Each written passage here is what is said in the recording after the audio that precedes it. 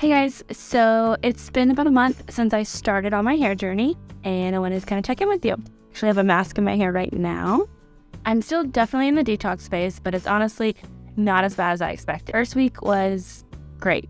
Like, I didn't even feel like I needed to wash my hair. After like the first time of using the mask, I was like, oh wow, this lasted for a couple days.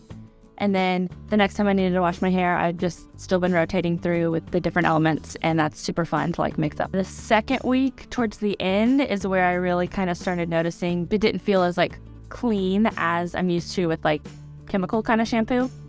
But as soon as I would flip my hair over and brush it with the boar bristle brush, and like it really did just spread out all of the oils that were in my hair to the ends of my hair, so my ends didn't feel dry anymore, and then my roots didn't look or feel greasy anymore. On days when they do look a little bit greasy, I put the mask just dry and like rub it in there and sprinkle it a little bit. I really do love the mask so much.